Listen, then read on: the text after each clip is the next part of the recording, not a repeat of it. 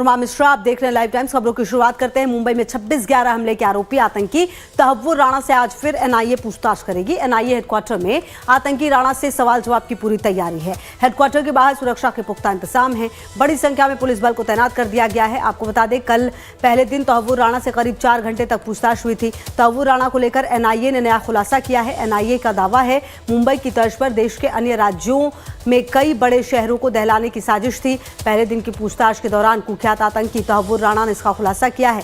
NIA के मुताबिक राणा ने बताया, भारत आने वाले मुंबई हमले का मुख्य साजिशकर्ता में शामिल डेविड कोलमैन हेडली ने भारत आने से पहले उससे मुलाकात की और हमले के प्लान पर मंथन भी किया था।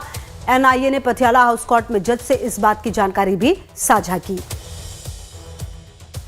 तो तमाम वो खुलासे हैं जो अब लगातार हो रहे हैं। हालांकि देखिए, कोऑपरेट नहीं कर रहा है, ये जानकारी भी सामने आ रही है। और ऐसे में आपको बता दें कि सवाल जवाब का जो सिलसिला है वो आज दूसरे दिन भी जारी रहेगा। और रजनीश हमारे सहयोगी की ज़्यादा जानकारी के लिए इसी खबर पर हमारे साथ। रजनीश, जो बात एनआईए की तरफ से सबसे महत्वपूर्ण कही गई वो ये कि कोऑपरेट नहीं कर रहा है, मतलब कि कहीं ना कहीं जो तहव्वुर राणा है उससे जो सवाल किए जा रहे हैं उसके जवाब वो प्रॉपर नहीं दे रहा है या फिर लेट दे रहा है। क्या कुछ इस बारे में जानकारी? और साथ में ये भी बताइएगा रजनीश कि आज का क्या कुछ पूरा कार्यक्रम है, कितने बजे से पूछताछ की शुरुआत होगी? देखिए खुशबू, इस बात का शुरू से अंदेशा जताया जा रहा था कि तहव्वुर राणा कॉपरेट नहीं कर सकता है, तो उसके सवालों के जवाब कैसे लिए जाएंगे। और अलग अलग जो एक्सपर्ट है वो अपनी अपनी राय भी दे रहे थे कि राणा को पता है कि वापसी मुश्किल है, प्रत्यार्पण हो चुका है, हो सकता है वो कॉपरेट करे। लेकिन शुरू में भी हेडली को इसलिए थोड़ी राहत वहां अमेरिका में दी गई थी तो उसने कॉपरेट किया था और राणा ने तब भी कॉपरेट नहीं किया था। तो राणा बहुत हार्डकोर टेररिस्ट है।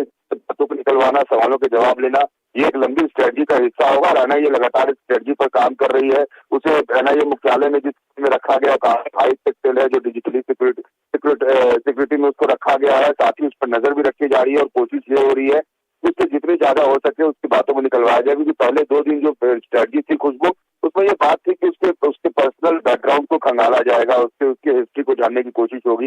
लेकिन जिस तरीके से वो नॉन कॉपरेशन वाला उसका जो एक मूड है उसको डाउन करने की कोशिश हो रही है और राउंड द क्लॉक ये पूछताछ हो रही है। अलग अलग जो टीम्स बनाई गई हैं, 12 अधिकारियों को उसके पास जाने की इजाजत तो है, लेकिन इंट्रोगेशन के लिए जो टीम बनाई गई है अलग अलग, वो अलग अलग उससे सवाल जवाब कर रहे हैं। कुछ लोग जो है जो पाकिस्तानी मामले के जानकार है वो अलग सवाल कर रहे हैं, जो सिक्योरिटी मामले के हैं। कुछ लोग जो मुंबई में उस वक्त जांच से जुड़े हुए अधिकारी थे वो भी इसका हिस्सा है, वो भी पूछताछ कर रहे हैं।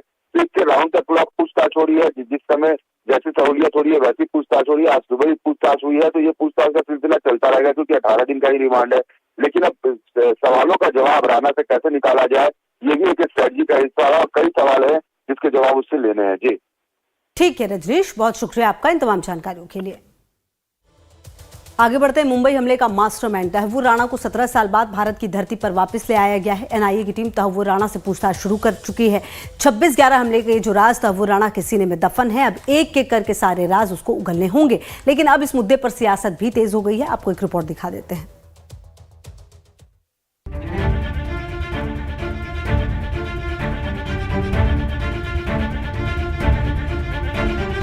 मुंबई हमले का मास्टरमाइंड तहव्वुर राणा देश लाया जा चुका है। जांच एजेंसियों ने उस पर शिकंजा कस दिया है। लेकिन तहव्वुर राणा के प्रत्यर्पण पर भी देश में सियासत शुरू हो गई है। शिवसेना उद्धव गुट के सांसद संजय राउत ने आरोप लगाया कि तहव्वुर को बिहार चुनाव के दौरान फांसी दी जा सकती है ताकि बिहार चुनाव में इसका सियासी फायदा लिया जा सके। संजय राउत ने बीजेपी पर निशाना साधते हुए कहा कि तहव्वुर राणा आज अगर भारत लाया गया है तो इसके पीछे मनमोहन सिंह सरकार को भी श्रेय जाता है। राणा को लाया है, अच्छी बात है, लेकिन अब राणा फेस्टिवल मत करिए। हमें पूरा भरोसा है ये राजनीति कर रहे हैं और बिहार चुनाव से पहले राणा को फांसी पर लटका देंगे और पूरे देश में डंका पिटाएंगे, देखो राणा को हमने फांसी दिया। अरे भाई, कुछ राष्ट्रीय हित की बातें होती है, सुरक्षा की बात होती है, गंभीरता से ले लो। सामना के संपादकीय में भी तहव्वुर राणा के प्रत्यर्पण का जिक्र करते हुए सरकार पर इसका श्रेय लेने का आरोप लगाया। लेख में लिखा गया, अगर कुलभूषण जाधव को वापस लाया गया तो भारत की जनता उत्सव मनाएगी और मोदी शाह का कार्यकाल 2 साल के लिए बढ़ा देगी। राणा को लाना आसान था, लेकिन कुलभूषण जाधव को लाना एक साहसिक कार्य है। सामना के इस लेख में कहा गया है कि राणा को भारत लाने की लड़ाई मनमोहन सरकार के समय से चल रही है। उस वक्त भारत ने राणा के प्रत्यर्पण की मांग की थी और राणा ने भारत की मांग को अमेरिकी अदालत में चुनौती दी थी। ये सभी मामले अमेरिकी अदालत में 18 साल तक चले। दूसरी तरफ कांग्रेस ने दावा किया कि साल 2009 में ही तत्कालीन मनमोहन सिंह सरकार ने तहव्वुर राणा के खिलाफ केस दर्ज कराया और अमेरिका से उसके प्रत्यर्पण को लेकर अपील की। कांग्रेस का कहना है कि ये सफलता कई सालों की मेहनत का नतीजा है।